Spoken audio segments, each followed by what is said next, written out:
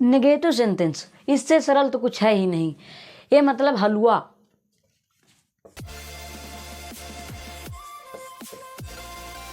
हमने आपको पिछली कक्षा में बताया था अफर्मेटिव सेंटेंस का पहला एंड दूसरा नियम। आज हम बताएंगे नेगेटिव सेंटेंस, जो इतना सरल है कि आप एक बार वीडियो देख लीजिए, आपको एकदम समझ में आ जाएगा। ही सी इट,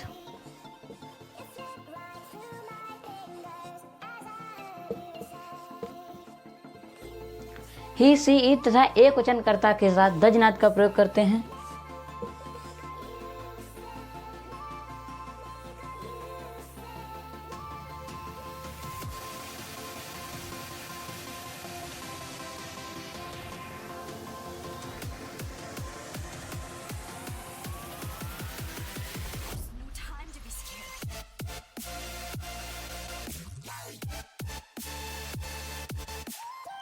ही सी तथा एक वचनकर्ता के साथ डज नॉट का प्रयोग करते हैं। इसका सबसे पहले सूत्र लिखेंगे। सूत्र लिखने के बाद अगर हम एग्जाम्पल देते हैं तो एग्जाम्पल आपके लिए और भी सरल हो जाता है। आप सूत्र जरूर याद कर लिए, सूत्र सबसे सरल होते हैं। Subject plus does not plus main verb की फर्स्ट फॉर्म ऑब्जेक्ट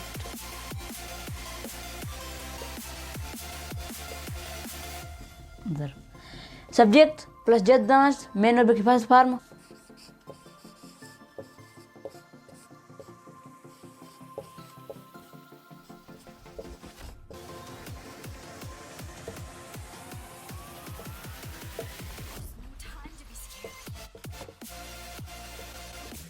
पत्र नहीं लिखती है। अब हम बताएंगे कि आपका सेंटेंस गलत कहाँ होता है।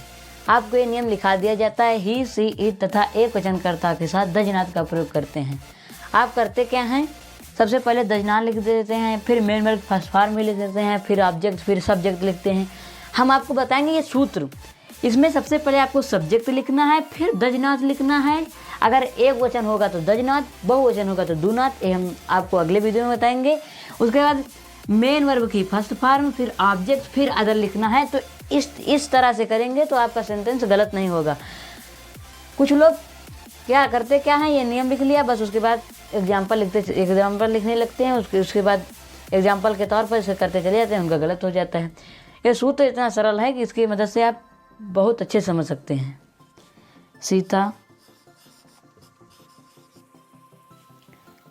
सीता के बाद अब यहाँ पर नहीं कि डज नॉट,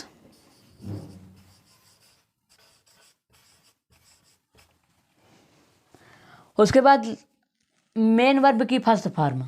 अब सबसे पहले हम आपको ये बता देंगे कि प्रेजेंट इंडेफिनिट टेंस में अफर्मेटिव सेंटेंस का सिर्फ पहला रूल होता है, जिसमें मेन वर्ब की फर्स्ट फॉर्म में यस या ईएस लगता है, और बाकी ऐसा कोई भी रूल नहीं जहाँ पर मेन वर्ब की फर्स्ट फॉर्म में ईएस लगता है। आपको यहाँ पर लिखना कि सिर्फ मीनिंग लिखनी है, इसमें यस या ईएस नहीं लगाना है। ये बात आपको ध्यान रखनी होगी। Sita does not write a letter, letter.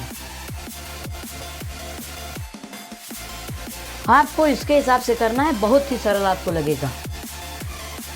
अब इसका दूसरा रूल, ये पहला था, अब इसका दूसरा रूल हम इसी वीडियो में बताएंगे आपको।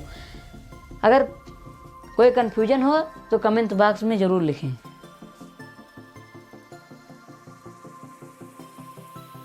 रूल नंबर 2, अरे ये तो उससे भी ज़्यादा सरल है। इसमें क्या करना है, आई वी यू दे तथा बहुवचनकर्ताओं के साथ डू नॉट का प्रयोग करते हैं। जहाँ पर उसमें ही सी इट के साथ डज नॉट का प्रयोग करते थे, वहाँ पर आई वी यू दे के साथ बहुवचन के साथ मतलब डू नॉट का प्रयोग करेंगे। मेन वर्ब की फर्स्ट फॉर्म यहीं पर भी लगेगी, जो सूत्र लिखाया था वो भी यहीं पर लगेगा, सिर्फ इसका नियम थोड़ा सा अलग है जो हम बता रहे हैं।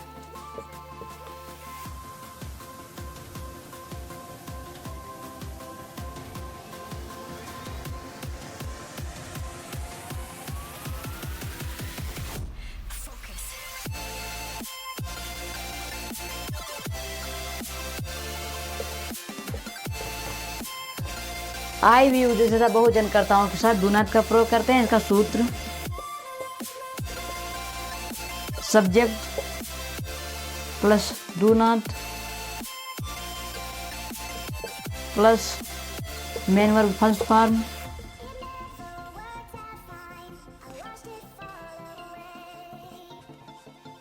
Object plus other.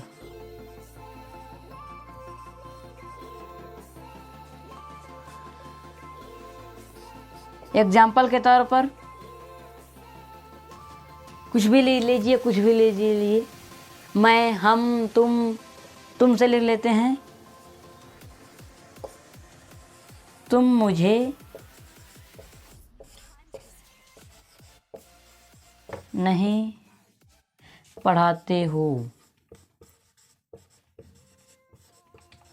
बहुत ही सिंपल है। आप इसको देखकर मत कन्फ्यूजन में आइए, आप सिर्फ इस सूत्र के हिसाब से चलिए, बहुत ही सरल है। हम यू लिखेंगे, उसके बाद यू है, उसके बाद हम लिखेंगे डू नॉट। अगर यहाँ पर एक वचन होता तो द नॉट लिखते हैं यहाँ पर, लेकिन तुम है तो बहुवचन है तो डू नॉट लिखेंगे। तो यू डू नॉट। उसके बाद मेन वर्ब फर्स्ट फॉर्म पढ़ाना टीच।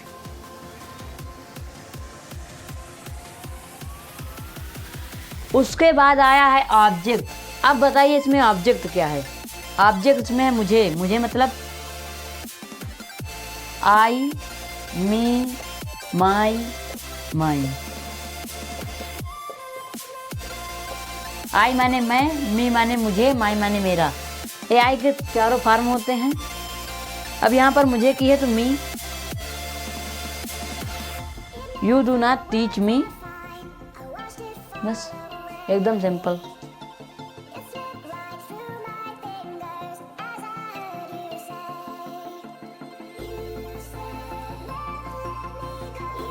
नेगेटिव सेंटेंस का रूल नंबर 3। आप भी चौंक उठेंगे कि क्या है रूल नंबर 3। कुछ लोग तो इसे पढ़ाते भी नहीं है और कुछ लोगों को ये पता भी नहीं। आज हम बताएंगे रूल नंबर 3। वाक्य में अगर कभी नहीं आ जाए, जैसे मैं तुम्हें कभी नहीं मारता हूँ, मैं तुम्हें कभी नहीं मारता हूँ, तो आप क्या करेंगे। ये वाक्य में कभी नहीं आ जाए तो डज नॉट या डू नॉट के बजाय वहां पर नेवर लिखते हैं। एकदम सिंपल सी बात है। अगर एक वचन होगा तब भी नेवर लिखेंगे, या बहुवचन होगा तब भी नेवर लिखेंगे। फिर आपको क्या कौन सी बात ध्यान रखनी है ये हम बताएंगे। एक वचन के लिए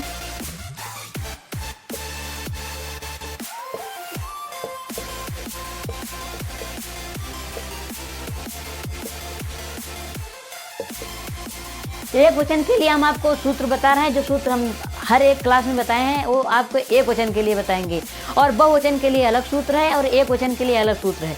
तो एक वचन का सूत्र हम आपको बताने जा रहे हैं, तो वीडियो को प्लीज़ लाइक करें।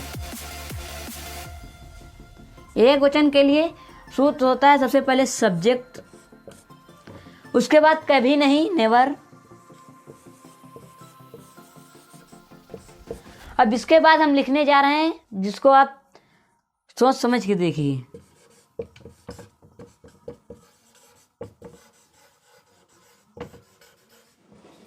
मेन वर्ब की फर्स्ट फॉर्म प्लस यस या यस। हाँ, मेन वर्ब की फर्स्ट फॉर्म, जी हाँ, यस या यस। आपको यहाँ पर अगर सब्जेक्ट एक वचन है और कभी नहीं आया है तो मेन वर्ब की फर्स्ट फॉर्म में आपको यस या यस जरूर लगाना पड़ेगा। अगर ऑब्जेक्ट फिर अदर, ऐसे वह गाली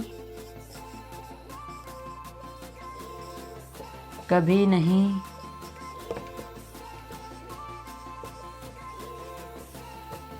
देता है। सबसे पहले सब्जेक्ट ही, उसके बाद नेवर, कभी नहीं की नेवर, सब्जेक्ट हो गया नेवर। अब उसके बाद मेन वर्ब की फर्स्ट फॉर्म, गाली की बाउज। अब इसमें यस या यस लगाएंगे, यस लगा दिया, बस। ही नेवर अबाउट, इसमें खैर ऑब्जेक्ट नहीं है, इसकी कोई बात नहीं। लेकिन आपको ये नहीं भूलना है कि मेन वर्ब की फर्स्ट फॉर्म में यस या ईएस लगेगा अगर नेगेटिव में कभी नहीं आया है और कर्ता एक वचन है तो। अब अगली कक्षा में हम बताएंगे इंट्रोगेटिव सेंटेंस यानी प्रश्नवाचक वाक्य, वो थोड़ा डिफिकल्ट है। बहुवचन के लिए कभी नहीं का रूल, सब्जेक्ट नेवर, कर्ता एक वचन हो या बहुवचन हो, अगर कभी नहीं आया है तो कभी नहीं की मीनिंग नेवर ही लिखेंगे। उसके बाद मेन वर्ब